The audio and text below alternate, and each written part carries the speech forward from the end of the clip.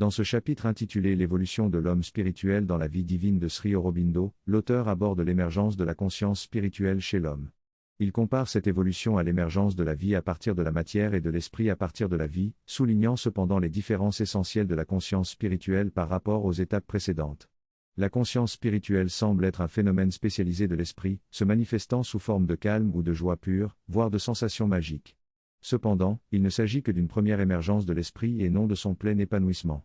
Sri Aurobindo explique qu'il est nécessaire d'aller au-delà de l'esprit, des émotions et du corps pour toucher la réalité spirituelle véritable, qui se manifeste comme une substance spirituelle concrète et universelle. À ce stade, on prend conscience de notre moi spirituel en dehors des liens avec la nature et de notre capacité d'influencer et de contrôler la nature. Cette prise de conscience du moi spirituel apporte un sentiment de paix et de calme intérieur, indépendant des mouvements de la nature. On réalise également que l'on dépasse le corps physique et que l'on est connecté à l'univers de manière universelle. Cette expérience de l'universalité révèle la véritable nature de l'esprit et donne une profonde certitude de notre immortalité et de l'immutabilité de notre conscience face aux circonstances extérieures. L'existence de l'esprit dépasse même l'individualité de l'âme et se répand dans l'universalité, affirmant ainsi sa nature permanente et infinie. L'individualité se répand dans l'universalité et dépasse toute dépendance envers une forme ou une action naturelle. Elle s'élève même au-delà de la limite visible de la transcendance. Ainsi, l'âme a 3 états. L'état individualisé, où vous êtes le centre de ce complexe trinitaire esprit-corps, le deuxième état est une posture d'universalité, où même l'univers est en vous, et enfin, le troisième état est la sensation d'une transcendance, au-delà de l'espace et du temps. C'est lorsque la puissance de la transcendance entre en jeu qu'elle peut provoquer une transformation et dépasser les limites de l'universalité et les lois de l'univers. Ces 3 états représentent les libérations de la part spirituelle en nous, qui sont les étapes décisives de l'évolution spirituelle dans la nature.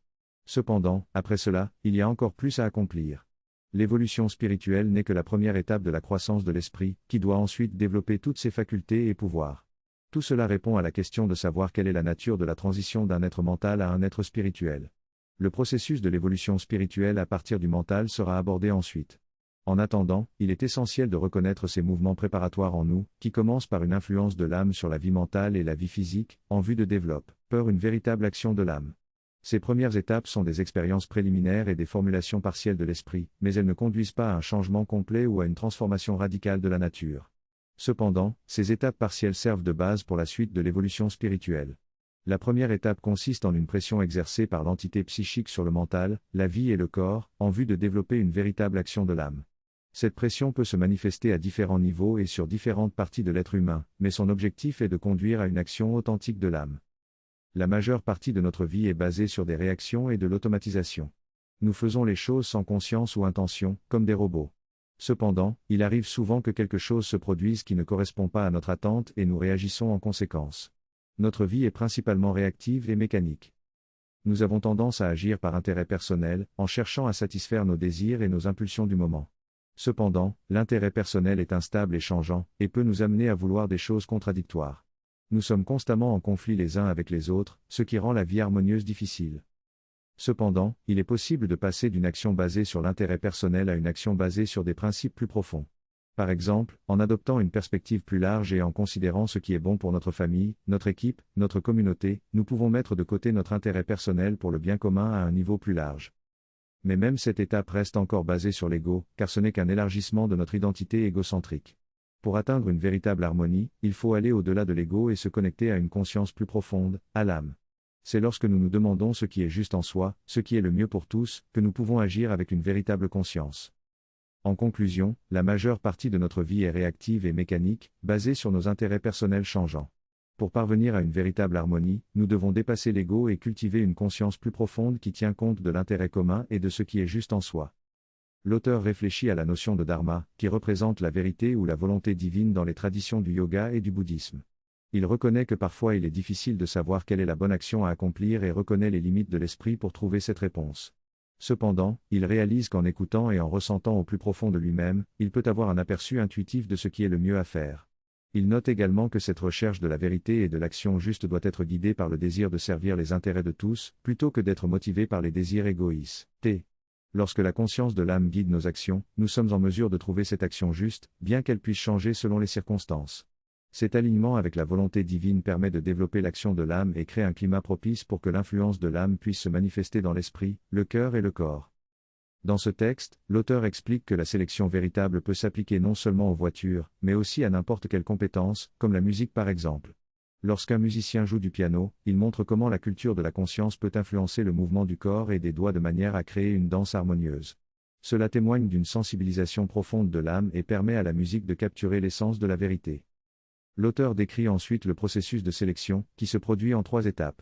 Tout d'abord, il y a une pression ressentie qui indique que quelque chose de plus profond est en train de se construire. Ensuite, cette pression peut provenir du spirituel ou du moi supérieur, appelant à une libération de l'ego et de l'ignorance superficielle. Cela crée un sentiment de dualité intérieure entre l'ego et l'aspect plus profond du soi. Enfin, cette pression conduit le mental et la vie à se tourner vers une réalité occulte, vers quelque chose de plus profond et de plus vrai. L'auteur suggère également que certaines expériences, comme se retrouver en pleine nature ou observer des animaux, peuvent être des portes d'entrée vers cette réalité occulte. Ces moments permettent de se connecter à une réalité plus profonde, même si elle reste encore cachée. Finalement, l'auteur souligne que notre réalité actuelle est relative, instable et incertaine. Rien n'est vraiment sûr et tout peut être remis en question. Il suggère ainsi que la véritable sélection consiste à chercher une réalité plus profonde qui transcende celle qui nous est présentée de manière éphémère.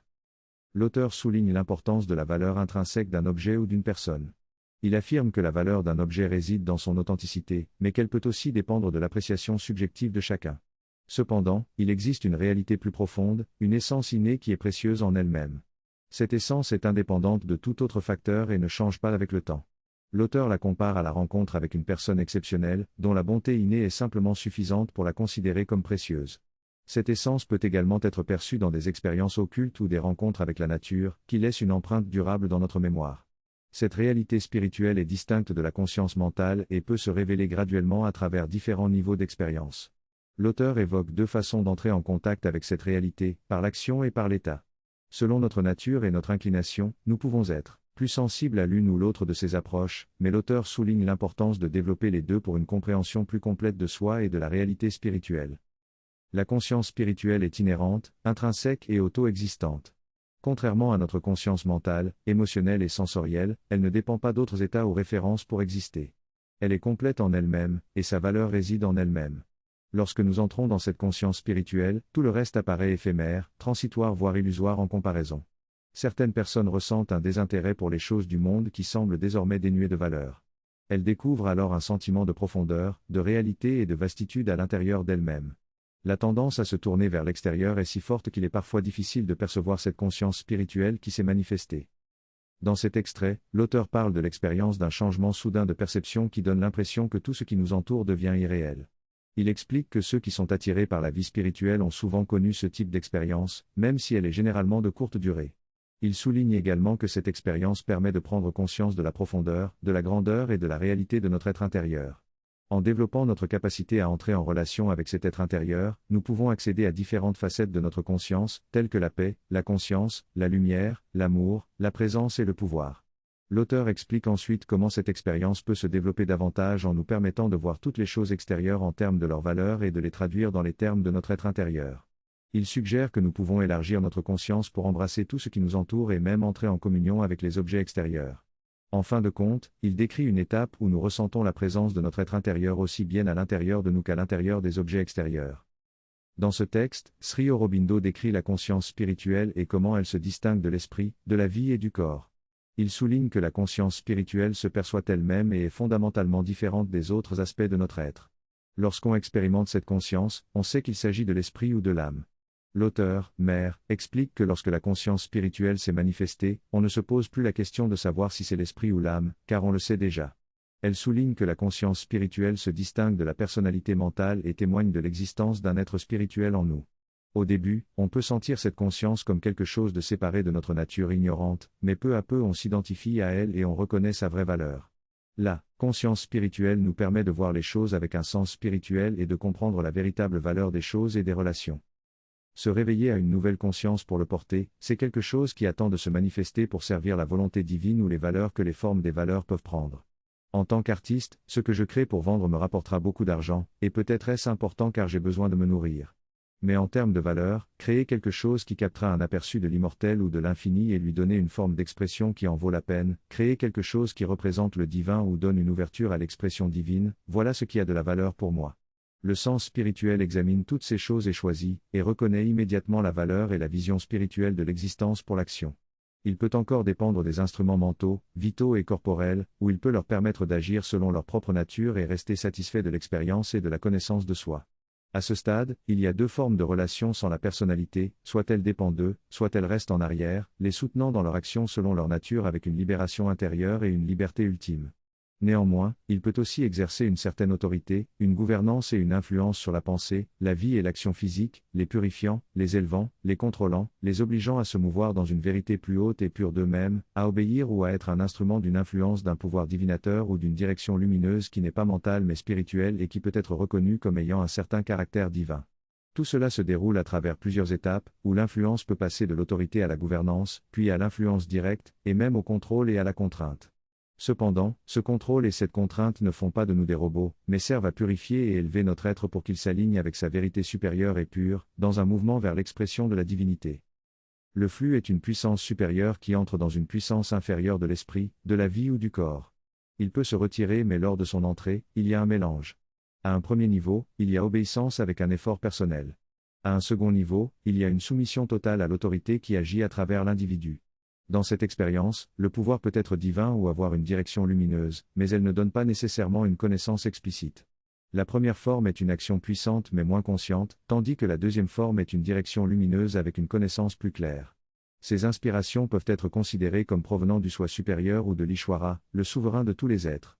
Il peut y avoir une expérience subjective ou objective de cette connexion avec le divin. Dans ce texte, l'auteur aborde la notion de possession et de souveraineté divine. Il explique que la possession a pour but le plaisir et que Dieu, en tant que souverain de l'univers, entre dans l'univers pour en profiter. Ainsi, tout dans l'univers est gouverné par lui.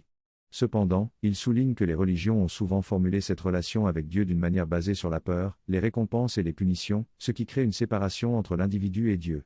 Il affirme que l'expérience mystique permet de transcender cette séparation et d'expérimenter l'unité avec le divin. Il mentionne également l'importance des traditions ésotériques et mystiques dans le cheminement spirituel, par opposition aux structures hiérarchiques formelles des religions. Ensuite, l'auteur parle de l'entrée dans le divin à travers l'éveil psychique, qui conduit à une obéissance naturelle à l'influence psychique et à un suivi de la guidance intérieure. Il explique que dans le yoga intégral, ces deux aspects, l'obéissance de la nature à l'influence psychique et l'infusion directe d'inspiration et de connaissance d'en haut, travaillent ensemble pour une action plus fluide et efficace. Cependant, il précise que cela ne marque que le début d'une transformation psychique et spirituelle. En poursuivant cette transformation, l'être spirituel peut développer des états de conscience supérieurs et amener une énergie et une action spirituelle qui correspondent à sa véritable nature. Lorsque l'esprit atteint des niveaux de conscience élevés, il peut agir sur l'esprit lui-même et éveiller en lui des états et des pouvoirs extraordinaires. Le fonctionnement de l'esprit change alors et il devient un instrument plus efficace pour l'esprit. Cependant, bien que l'esprit puisse être rempli d'une lumière et avoir des expériences spirituelles, il conserve sa nature limitée et peut réduire ou déformer ses expériences lorsqu'il les exprime. Sri Aurobindo affirme cependant qu'il est possible pour l'esprit de devenir un instrument de l'infini sans le couper ou le déformer, en développant des états supérieurs de conscience qui sont propres à sa nature spirituelle. Avec cette transformation, la mentalité ordinaire, la vie et même le corps peuvent être complètement transformés et devenir des instruments de la conscience de vérité spirituelle. Sri Aurobindo parle ensuite du pouvoir supramental, qui est la plus haute puissance spirituelle capable de libérer complètement de l'ignorance. C'est une évolution spirituelle qui dépasse toutes les religions et permet à l'être humain de devenir un être libre de toute ignorance, même dans un corps physique. En résumé, l'auteur explique que le développement spirituel, notamment la sortie du mental pour accéder au supramental, est un processus complexe et difficile. Cependant, grâce à la puissance libératrice du supramental, il est possible d'atteindre cet état ultime de l'évolution spirituelle. Il décrit également les méthodes et les processus par lesquels cette émergence spirituelle aura lieu. L'importance de cette documentation détaillée réside dans le fait qu'elle clarifie ce qui n'avait jamais été exprimé auparavant de manière rationnelle et compréhensible pour l'esprit contemporain. De plus, l'auteur souligne que la transformation spirituelle ne se limite pas à la sphère mentale, mais qu'elle a également un impact sur le corps physique. Cette conception de la libération du corps physique de l'ignorance n'a jamais été envisagée auparavant. L'auteur considère donc cette possibilité comme la raison ultime de notre existence et nous encourage à l'assimiler profondément et à nous y consacrer pleinement.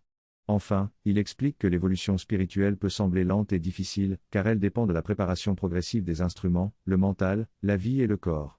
Cependant, l'intégration des méthodes de l'esprit dans le processus de développement accélère cette évolution et la rend plus facile. L'auteur conclut en soulignant l'importance de transformer ces méthodes en pratiques quotidiennes afin de faciliter et d'accélérer l'évolution spirituelle. Dans les prochains mois, nous poursuivrons nos efforts pour explorer le yoga le plus facile. Les intéressés sont invités à se joindre à nous dimanche prochain. En outre, vendredi prochain est l'anniversaire d'Andy Jésus. Une prière sera organisée à 6 heures du matin, à laquelle vous êtes les bienvenus.